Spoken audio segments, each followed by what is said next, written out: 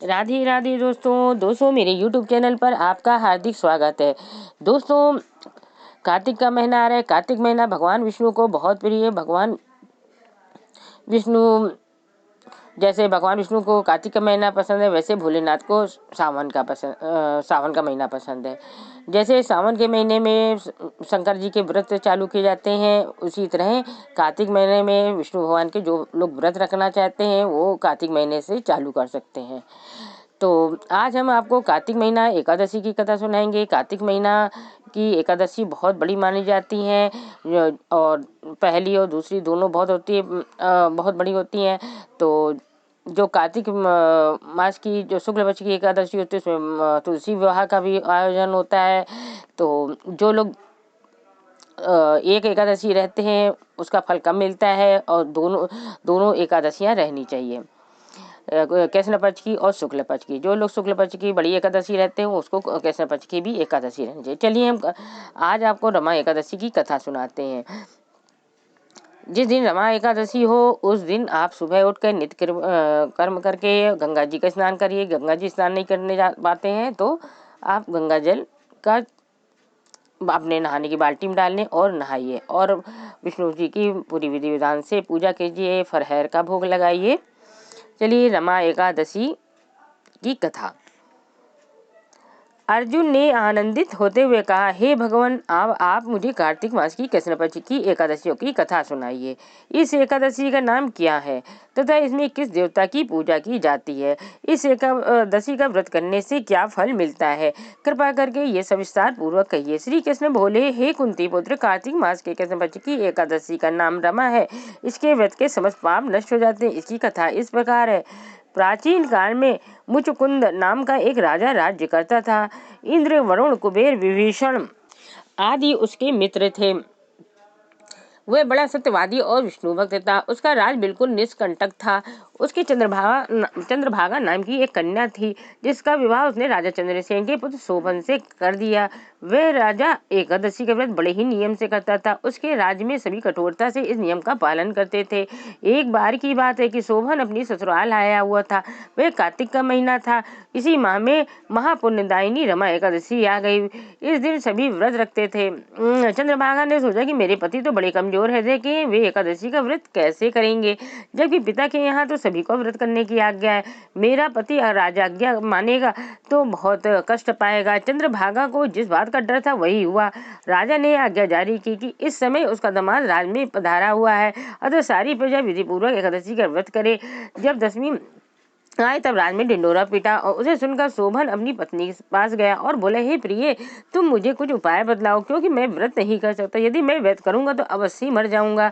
इस पर चंद्रभागा बोली, हे प्राणनाथ, मेरे पिताजी के राज में एकादशी के दिन कोई भी भोजन नहीं कर सकता।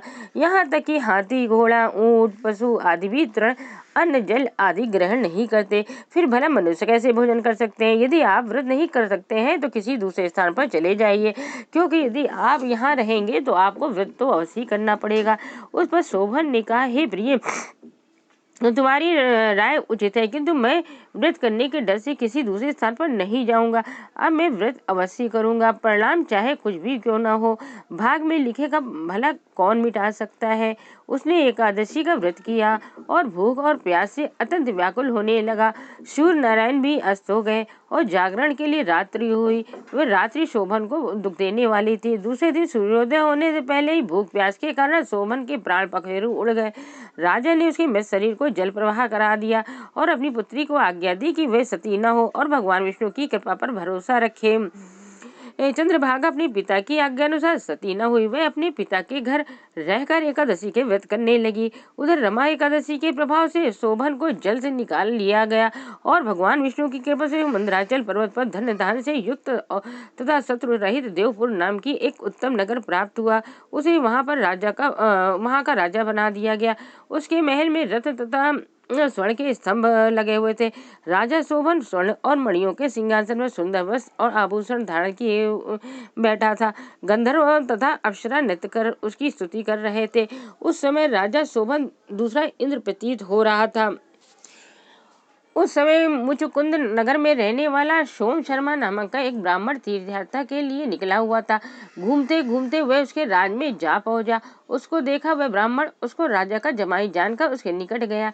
राजा शोभन ब्राह्मण को देखकर आसन से उठ खड़ा हुआ और अपने ससुर तथा स्त्री चंद्रभागा की कुशल क्षेम पूछने लगा।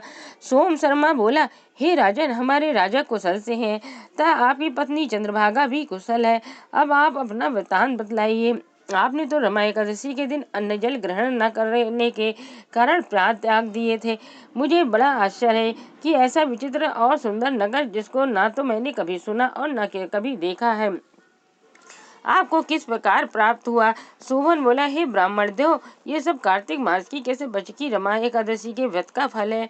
इसी से मुझे ये अनुपम नगर प्राप्त हुआ है, परंतु ये अस्थिर है।